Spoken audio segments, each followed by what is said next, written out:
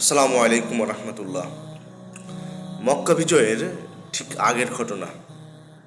আল্লাহর রাসূল সাল্লাল্লাহু আলাইহি ওয়াসাল্লাম প্রায় 1400 সাহাবীকে নিয়ে মদিনা থেকে মক্কার উদ্দেশ্যে রওনা দিলেন। উদ্দেশ্য একটাই, যে পবিত্র উমরা পালন করবেন তারা। দীর্ঘ 6 বছর পর নবীজি এবং নবীজি সাহাবীরা তাদের প্রিয় মাতৃভূমি মক্কায় ফিরছেন। সবার মনে এক অন্যরকম আনন্দ এবং আবেগ। এটা খুব স্বাভাবিক যে যখনই আমরা আমাদের নিজ জন্মভূমিতে যাই, মাতৃভূমিতে যাই, আমাদের একটা ভালো লাগা কাজ করে, আবেগ কাজ করে। ঠিক সেরকমই একটা আবেগ কাজ করছিল নবী সাল্লাল্লাহু আলাইহি সাল্লামের মাঝে এবং সাহাবাদের মাঝে। কিন্তু মক্কার যে কুরাইশরা ছিল তারা খবর পেয়ে গেল। তারা ভাবলো যে মুহাম্মদ সাল্লাল্লাহু আলাইহি সাল্লাম যদি একবার মক্কায় ঢুকে পড়ে, প্রবেশ করে, নবীজিকে আর থামানো যাবে না। তাই কাফিররা, কুরাইশরা সিদ্ধান্ত নিল যে কোনো মূল্যে মুসলিমদেরকে মক্কায় প্রবেশ করতে বাধা দিতে হবে। তারপর কি হলো? তারপর মুসলিমরা যখন মক্কার কাছাকাছি হুদাইবিয়া নামক জায়গায় পৌঁছলেন, তখন খবর এলো যে কুরাইশরা পথ আটকে বসে আছে। নবী সাল্লাল্লাহু আলাইহি সাল্লাম হাঙ্গামা চাইলেন না। তাই সেখানে কি করলেন? তিনি তাঁবু গাড়লেন। কোথায়? হুদাইবিয়া নামক জায়গায়। এবং সেখানে বিরতি করলেন। এবং তিনি চাচ্ছিলেন যে বিষয়টা, যে সমস্যাটা তৈরি হয়েছে কুরাইশ এবং মুসলিমদের মাঝে, মক্কাবাসী এবং মুসলিমদের মাঝে, সেটা আলোচনার মাধ্যমে যেন সমাধান হয়। সেজন্য নবী পাক সাল্লাল্লাহু আলাইহি সাল্লাম উসমান রাদিয়াল্লাহু তাআলা আনহুকে দূত হিসেবে মক্কায় পাঠালেন। উসমান রাদিয়াল্লাহু তাআলা আনহুকে মক্কায় পাঠানোর মূল কারণ হচ্ছে তিনি ছিলেন প্রভাবশালী বংশের এবং সবার কাছে খুব শ্রদ্ধেয়। ঠিক আছে? নবী তাকে বললেন যে কুরাইশদের কি বলবে, আমরা যুদ্ধ করতে আসিনি, আমরা শুধু আল্লাহর ঘর তাওয়াফ করতে এসেছি। উসমান রাদিয়াল্লাহু তাআলা আনহু মক্কায় গেলেন এবং কুরাইশদের সাথে আলোচনা করতে লাগলেন। এর মধ্যে অনেক সময় পার হয়ে গেল, প্রায় কয়েকদিন পার হয়ে গেল, কিন্তু তিনি ফিরছিলেন না। এবং এই সময় হঠাৎ মুসলিম শিবিরে একটা গুজব ছড়িয়ে পড়ল। গুজবটা হচ্ছে এরকম যে কুরাইশরা উসমান রাদিয়াল্লাহু তাআলা আনহুকে শহীদ করে ফেলছেন। এই খবর শুনে শান্ত স্বভাবের নবীজি সাল্লাল্লাহু আলাইহি সাল্লাম চুপ থাকতে পারলেন না, তিনি গর্জে উঠলেন। তারপর তিনি একটা গাছের নিচে বসে ঘোষণা করলেন, ওসমানের রক্তের বদলা না নিয়ে আমরা এখান থেকে এক পাও নড়ব না। সাহাবীরা দলে দলে এসে নবীজির হাতে হাত রেখে মৃত্যুর শপথ নিলেন, বায়াত নিলেন। ইতিহাসে এই ঘটনাকে বলা হয় বায়াতে রিদওয়ান। তারপর কি হলো? তারপর সাহাবীরা যখন এই বায়াত নিলেন, তাদের এই দৃঢ়তা দেখে কুরাইশরা যখন জানতে পারলো এই বায়াতের ঘটনা, তারা খুব ভয় পেয়ে গেল। তারা দ্রুত উসমান রাদিয়াল্লাহু তাআলা আনহুকে ছেড়ে দিল এবং সুহাইল ইবনে আমরকে পাঠালো সন্ধি বা চুক্তি করার জন্য। সুহাইল এসে খুব কঠিন সত্য নিয়ে জুড়ে দিল চুক্তির মধ্যে। এবং এই কঠিন সত্যগুলো হচ্ছে যেটা আপাত দৃষ্টিতে মুসলমানদের খুব অপমানজনকও মনে হচ্ছিল। এমন সত্য যেটা বাইরের দৃষ্টিতে মনে হচ্ছে যে খুবই অপমানজনক।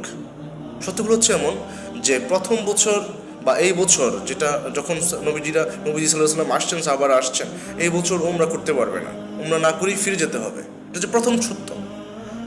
এরপর দ্বিতীয় সত্য হচ্ছে মক্কার কেউ যদি ইসলাম গ্রহণ করে মদিনায় যায়, তবে তাকে ফেরত পাঠাতে হবে। কিন্তু মদিনার কেউ ইসলাম ত্যাগ করে মক্কায় ফিরলে তাকে ফেরত দেওয়া হবে না। দেখেন কেমন আপত্তিকর বিষয়টা। বলা হচ্ছে যে মক্কার কেউ ইসলাম গ্রহণ করে যদি মদিনায় যায় তাকে ফেরত পাঠাতে হবে, কিন্তু মদিনার কেউ ইসলাম ত্যাগ করে মক্কায় ফিরলে তাকে ফেরত দেওয়া হবে না। এই বিষয়টা অনেক সাহাবাই মেনে নিতে পারেন না। বিশেষ করে ওমর রাদিয়াল্লাহু তাআলা আনহু এই অপমানজনক সত্যে ভীষণ ক্ষুব্ধ হলেন। কিন্তু নবী সাল্লাল্লাহু আলাইহি সাল্লাম ছিলেন দূরদর্শী। তিনি আল্লাহর নির্দেশে শান্ত থেকে সব সত্য মেনে নেন এবং স্বাক্ষরিত হলো সেই ঐতিহাসিক হুদায়বিয়ার সন্ধি। চুক্তি শেষে নবীজি সাহাবীদেরকে বললেন, তোমরা কুরবানি করে ফেলো এবং কুরবানি করে মাথা মুন্ডন করো। আমরা হজের পুরো কাজ এখানেই সম্পূর্ণ করব। কিন্তু সাহাবীরা খুবই শোকাচ্ছন্ন ছিলেন, হতাশ ছিলেন, কেউ নড়ছিলেন না। নবীজি তাদেরকে ব্যথিত হলেন। তখন উম্মে সালমা রাদিয়াল্লাহু তাআলা আনহার কাছে নবীজি পরামর্শ নিতে গেলেন। উম্মে সালমা রাদিয়াল্লাহু তাআলা আনহা নবীজিকে পরামর্শ দিলেন যে আপনি সবার আগে কেন কুরবানি করছেন না, কেন মাথা মুন্ডন করছেন না। নবীজি উম্মে সালমা রাদিয়াল্লাহু তাআলা আনহার পরামর্শে কুরবানি করলেন, মাথা মুন্ডন করলেন। তাকে দেখে সাহাবীরা একে অপরের সাহায্যে কাজগুলো দ্রুত শেষ করে ফেলল। সুবহানাল্লাহ। দেখুন তৎকালীন সময়ে নবীজির সময়ে নবীজি কতটুকু আম্মাজানদের গুরুত্ব দিতেন এবং একজন নারীদেরকে গুরুত্ব দিতেন, নারীদের কতটুকু পরামর্শ গ্রহণ করতেন, এই ঘটনাই হচ্ছে তার প্রমাণ। তারপর কি হলো, বাড়ি ফেরার সময়, মদিনায় ফেরার সময় হুদায়বিয়া থেকে সূরা ফাতা নাজিল হয়। সূরা ফাতা আল্লাহ তাআলা নবী সাল্লাল্লাহু আলাইহি ওয়াসাল্লামকে জানিয়েছেন যে হুদায়বিয়ার যে সন্ধি হলো সেটা হচ্ছে সুস্পষ্ট বিজয়। সূরা ফাতায় আল্লাহ তাআলা বলছেন এটা সুস্পষ্ট বিজয় এবং আল্লাহ তাআলার এই ঘোষণা সত্যি হয়েছিল। নবীজি এই হুদায়বিয়ার সন্ধির মাধ্যমে যে শান্তির চুক্তি হয়েছিল, এই চুক্তির সুযোগে নবী সাল্লাল্লাহু আলাইহি ওয়াসাল্লাম আরবের বিভিন্ন প্রান্তে ইসলামের দাওয়াত পৌঁছে দেন এবং 2 বছর যেতে না যেতেই মুসলিমদের সংখ্যা এত বাড়লো, নবী সাল্লাল্লাহু আলাইহি ওয়াসাল্লাম 10,000 সাহাবী নিয়ে বিনা রক্তপাতে মক্কা বিজয় করলেন। সুবহানাল্লাহ। এই ঘটনা আমাদের শিক্ষা দেয়, অনেক সময় মনে হয় যে আমরা পিছিয়ে এসেছি, আমরা পরাজিত হয়েছি, আমরা অপমানিত হয়েছি। কিন্তু এই পিছিয়ে আসা, পরাজিত হওয়া, অপমানিত হওয়া এটা আমাদের হেরে যাওয়া না। নবী সাল্লাল্লাহু আলাইহি সাল্লামের ধৈর্য আর দূরদর্শিতা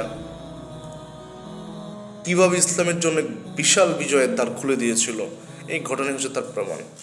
হুদায়বিয়া সন্ধি হতে আমরা আমাদের শিক্ষা নিতে হবে, আমাদের প্রত্যুৎপন্নমতি হতে হবে, আমাদের দূরদর্শী হতে হবে। পাশাপাশি এই হুদায়বিয়া সন্ধিকালীন সময়ে আম্মাজান উম্মে সালমা রাদিয়াল্লাহু তাআলা আনহার কাছে নবীজি যে পরামর্শ নিলেন, এই পরামর্শ আমাদেরকে শেখায় যে সমাজের সর্বক্ষেত্রে